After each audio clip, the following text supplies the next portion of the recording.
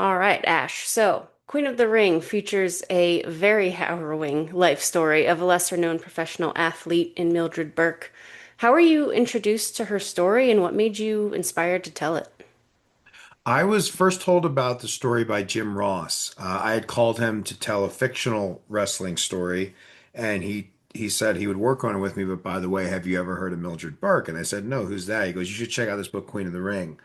So I got the book that weekend. I read it. It was probably one of the quickest books I ever read in my life. Completely was enchanted, enamored, entertained, inspired by Mildred's story. I just absolutely loved it. And I couldn't believe that I never knew about it, nor did anyone I know, because it's such a powerful story, and she was such a huge celebrity back then. So I called JR back. I was like, forget about the fictional thing. We got to tell this woman's story. This is amazing. And the funny thing about not knowing who she was and like no one else knowing, like from a business perspective, Hollywood would be like, oh, you shouldn't do that. It's too risky because you're making a period film about like a not a very known person. But it actually motivated me way more to want to tell it because I felt like she deserves to know, and I felt like it was such a unique, great story. Like, how does nobody know about this? So that was the silver lining, I guess, to her being kind of unknown Hmm. in the present day to most people. Because when I started working on the book rights, it was even before WWE had put her in the Hall of Fame. So I was just like, this is a travesty. We got to get this story out there. And then yeah, began the journey. Absolutely. Yeah, it's been really interesting. I had never heard of her and I've gone on my own rabbit holes for like lesser known female athletes. So this was a really good introduction to the person.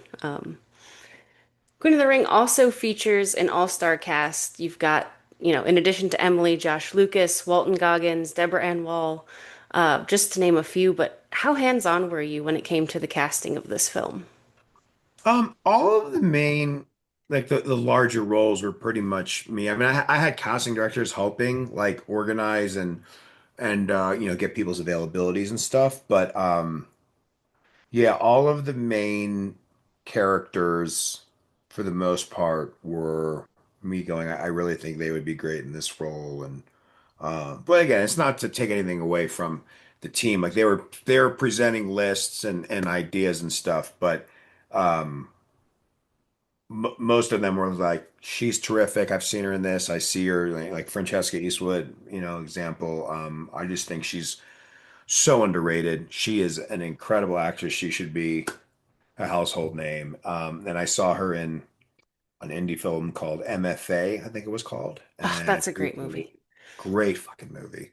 And I was like, oh, she could totally be Mae Young. She's like a really great actress. And so yeah, a lot of it. I mean, Deborah, I first saw in True Blood. I've always been a huge fan of hers. Walton Goggins, I mean, needs no introduction or explanation. So the only thing is I got him very close to before filming, so there wasn't time to like develop the Polish accent and all that because Jack Pfeffer was actually a very, kind of quirky Polish character. But again, it was one of those scenarios where it's like Walton's so great. I'm going to take what I can get with Walton. And again, most people have no idea who Jack Pfeffer is either, much less Mildred Burke. So they just rolled with the punches. But yeah, I was very, very grateful that we got the cast we did because it's always just so hard, with small independent films. Absolutely. And there's a lot of good chemistry between everybody too, which sometimes can be tough to capture. So, Yeah, that's very true.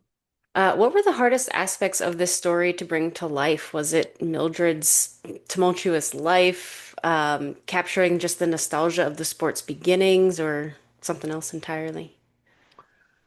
Um, the hardest from a production standpoint was just with a limited budget and a limited amount of time trying to create some of these, big worlds. We were fortunate on like the carnival side that there was a company that is like 100-year-old like carnival company that had all real, carnival and circus pieces that are like 100 plus years old. But as far as like a story point, from the storytelling standpoint, I think it's we're seeing I don't like comparing movies to other movies, but like when someone goes, oh, like what exactly is it? I'm like, well, it's like what's love got to do with it meets the A League of Their Own.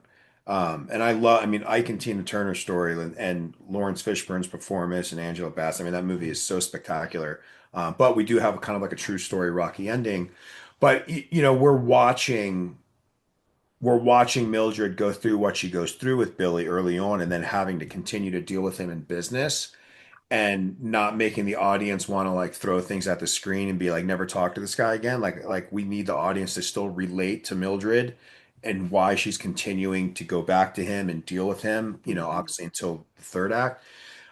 So that was a, you know, a fine line to walk, and also showing, you know, the nuance with Josh Lucas's performance of like, we love this dude, but wait, we hate this dude. Now we kind of forgive him, but we still don't trust him. But now, oh, he just did something great, but now he's doing something the war, you know, it's that whole thing, which is real life. A lot of domestic abuse and a lot of fucked up bosses and Yep. business partners. It's like, you know, they're very manipulative with people's emotions and all that. So that was probably the most challenging, you know.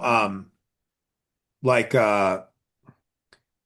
there's just not a I don't want to like reference, but I've seen some other movies coming out recently, and there's a trainer in one of them, and people can use their imagination. But that one's a much easier one to do because he's kind of like the same guy the whole movie, just being like the bad guy. And Hmm. with Billy Wolf, like we couldn't do that. Like she marries him, she's in love with him, then that falls apart, but then she actually, you know, papers the marriage, you know, for business. So all of that stuff was a real fine line to walk. We actually toned it down a lot from the book because the book was the Billy was so brutal in the book Hmm. that I was worried that people were just going to be like, I don't want to watch this guy anymore, and I can't believe this woman is still dealing with him. Um, and I also thought it was most important that like even though there's a much darker, devastating, hard R version of Mildred's story, just knowing what I read in her manuscript as well as the book, but also talking to her family, I think this is the version of her story she would want to show it. You know, she was a baby face and you know, good guy in wrestling and PG-13 inspiration. That was what we set out to do. Hmm. So I'm hoping that you know, years from now, people will come back and they're able to show, you know, young family members, you know, I feel like they need a story like this, like when you're right before you hit puberty and you start going through puberty, you start finding your way in life. Like Yep. I feel like Mildred can really benefit as you know, just an inspirational story for young people. So that's why we told it in the way we did. Yeah. It treads that line too. I think as an adult, you see some of those harder to watch scenes and you say, it's not gratuitous, it's not exploitive. What's in my imagination, what probably happened is way worse, but it's still Yeah. palatable to young folks. So I think it has that broad appeal for sure. Awesome. Thank you. This is a historical film to some degree outside of being, you know, a biopic, but how did you go about finding the right look and feel for costuming, set dressings? You know, we touched upon this a little bit, but there is so much that goes into creating the feel and the atmosphere and the look of this film. Yeah, so the first thing we kind of built it all out of is where we were gonna shoot. It came down to pretty much like Savannah, Georgia, and Louisville, Kentucky. We had to do it in a city that one has like film-friendly incentives, but most importantly has a lot of period-friendly buildings that fit the world of the story, and so that you know we can walk into places either inside or outside of them and know like, okay, you know, we have a limited budget. We don't have to like completely redo everything or, you know, build all these things. So the first step was being like, okay, Louisville, Kentucky, it works here. And they also had OVW there to train the women, Ohio Valley Wrestling, which was a big part of why the wrestling came out so well, because we had a world-class facility right in the city that we were filming. Um, and then beyond that, it's really, you know, everyone knows like the director of the movie is like the one name that's not like an actor in the movie that people immediately go to, but you know, the department heads and their teams are such a huge part of filmmaking. So to answer your question, you know, our production designer Molly Coffey and her, you know, team of art director, decorator, all her department, you know, the hair and makeup department, the wardrobe department, Sophia Machesek. So all the people that's all they're focused on was, you know, not everyone knows kind of the underneath the hood of how films come to be, but they each have a department. So there's a whole group of people just working on figuring out the costumes and all of the looks. And of course, everything gets run by the director and we approve everything and we give feedback on all of it. But it really is like this amazing collaborative effort across all these departments and all these people to just try and get the best thing on this little frame in Video Village when you're watching it as it's filming. Because you don't watch it on a big movie screen when you're making it. You watch it on a pretty small screen and like, trying to make it all come to life. So, it's really just about a whole, it's kind of like a sports team um that's trying to win, whether it's basketball or soccer or any team that has all these different people and positions. It's similar to filmmaking, and you need everyone working together and everyone really doing their best in whatever position they're in. So, and also prepping just in general, just like having enough prep time so when it's actually the cameras are rolling, you're as prepared as you could be for everything you're shooting and what things are on location and what things are on the actors and all that. But yeah, it was a hell of a ride, especially in the middle of summer in Louisville, Kentucky. Ooh, There's a lot of heat, a lot of humidity. Um, yeah, hair and makeup in 90-degree humidity is it's tough. I, I can only imagine. This film has a lot of heavy emotional beats, rooted in Mildred's life experiences, and you were kind of at the helm directing all of these performers to go through fight scenes, scenes of abuse, general emotional strife, character death. How did you shake off heavy days of filming? That's a good question. I don't know. I probably shook off years of my life more than I shook off the heavy days. I have my family there, and a big part of uh, me kind of coming back to center was, having my partner and my son, and we all, we lived in an Airbnb together, and being able to have my family and my son on set, like because I didn't grow up with my dad and he was a filmmaker, I was never around any of that. I didn't meet him till my 30s. Like it was so kind of cathartic and emotional that like my little baby's there and he's actually in the movie and then he's like, starting to figure out like what's going on and stuff. And so that kind of kept me grounded in all of it because, I was just like, whether the movie is good or everyone hates it or everyone loves it or any of it, it doesn't even matter. Like as long as I'm having a great experience and I'm doing something I'm proud of and helping the world learn about Mildred. So yeah, it was very therapeutic and cathartic having my family on set. But there was a lot of stress eating. I ate a lot of carbs. There was a lot of bread, cheese, and sugar to create some serotonin and calm my anxiety. Um, but yeah, it was a hell of an undertaking. My gosh. It's worth it. It's worth it. Yes. Well, thank you. Thank you, Maggie. I think so too. Good. In the film's emotional climax, we see a departure from real life where Gladys is killed in her match with June. Talk about the decision-making process behind this narrative decision. Yeah, so it's interesting. Okay, so one fun fact, I think the UK version and then now the VOD version in the US, I actually edited the film Okay. and shortened it, and so I don't actually show that anymore. But there is a version of it out there, which was the original version Yep. that was longer, and it does show Gladys's death. And so what I did was, one of the hardest things, I think, when adapting from a book into a screenplay, which is, it really does deserve its own award category the way it has of like an original screenplay is different from an adapted one because you have to deal with all these pre-exist, you're adapting it from another source, is you have to make characters that are kind of combinations of Hmm. people. So instead of like changing Gladys's name and making her fictional, I wanted to honor her. And again, she's even less known than Mildred or Mae Young. But there was a character, Janet Boyer, and this is why Gladys, when she's introduced, Billy goes, "What's your name?" She goes, "I was born Janet Boyer, but you can call me Gladys Gillum." That's paying homage to basically the other character that I combined her with. So Janet Boyer was actually an adopted daughter of Billy and Mildred, who was very young, and she died in the ring from a head injury.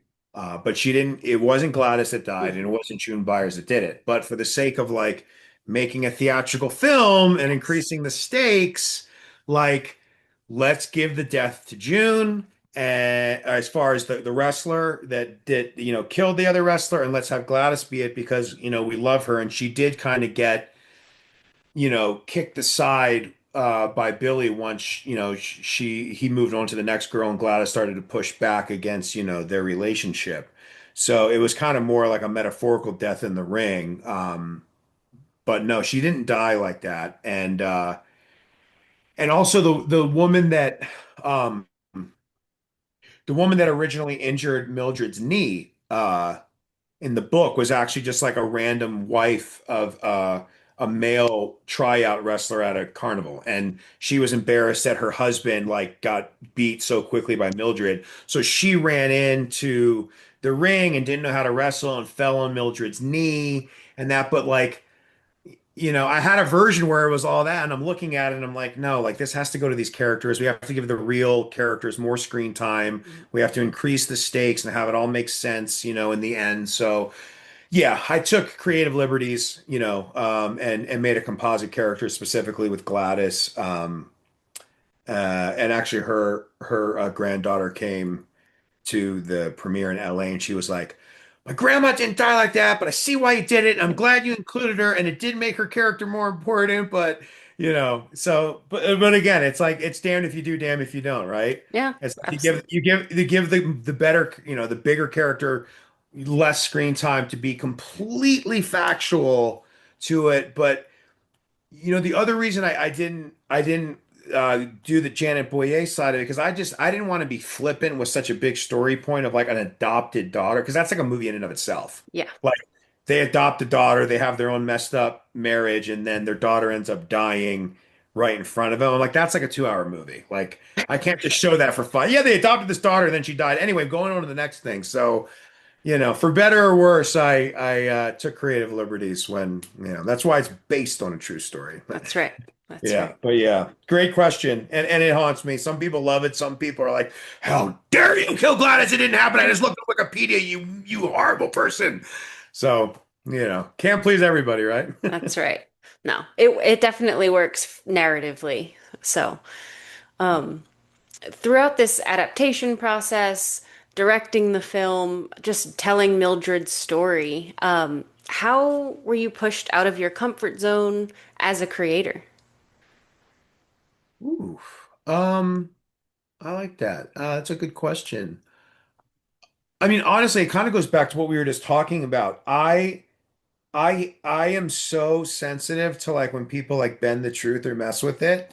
Especially like in an age right now where you're like no one knows what's real and what's fake and all the censorship and just it's just such a dystopian time that having to be like, wait, no, I have to like bend the truth for the sake of a screenplay. I lost a lot of sleep over it Yeah. because I was just like, but this isn't exactly what happened. But any successful filmmaker will tell you, like, there's like a saying, what is it? Don't ever let the truth get in the way of telling a great story, Yeah. So that's kind of, I had that I like, that was like always playing in my head. I'm like, this is gonna make the movie better. And also, like, it is Mildred's story, and that's even though there's all these other great characters and all, these interesting side stories, like it really is the Mildred Burke story. And so I wanted to make sure that like everything that was happening was helping drive it home for her and to increase the stakes in the end and hopefully give the audience like a main event finale to a sports film that has just as exciting on a physical nature like the emotional nature, um, Absolutely. and there's definitely things that I fought for that people were like, you should take that out and not even have it at all, like the relationship with her stepson. Yeah. I had a lot of like industry people be like, it's too weird, that's not commercial, a stepmom and her stepson, you shouldn't do that. And I'm just like, yeah, but that's such a big part of the story, and that's what makes it so interesting. And like when you hear that, you're not gonna think you're gonna root for like a mom and her stepson to be together. But then I hope when you watch the film, you go, yeah, that's bizarre and uncanny, but like you actually want to see them Yeah. get together, And then, of course, not to spoil it, but that plays a part obviously in the end with the stakes of the fight and yeah, so everything affects every other little thing. Absolutely. Yeah. But anyway, that was a long-winded answer. The answer to you, the comfort zone was having to bend the truth because I don't like to do that. Gotcha. Yeah. I think that's a good answer. I'll put another spin on it for you, is the fact checkers out there. That's just more searches on Mildred's story. That's more exposure. That is, Um, yeah. That is a silver lining there for sure. Yeah. um, what do you hope lingers with audiences who watch Queen of the Ring? You know, I hope what lingers with audiences is what they can use the most in their daily life, which is perseverance, resilience, inspiration, and family. There's regardless of what you choose to do with your life, personally, professionally, any of it, we're all trying to be better versions of ourselves and going day by day. And so while Mildred did it in the world of being a mother and a businesswoman and a performer and an athlete, I think her story of resilience and perseverance and, just bravery and courage is very universal and can be applied to so many different walks of life and so many different obstacles and intense attrition that we go through as human beings, like on this ride. So I really hope that is the most. I hope people, they saw the movie maybe once, and then 2, 3 years ago, they're going through something in their life, and they go, you know what? I'm just gonna Mildred Burke this fucking thing, and I'm just gonna go through it. And that's what I think I hope the most. Yeah. Great message, great movie.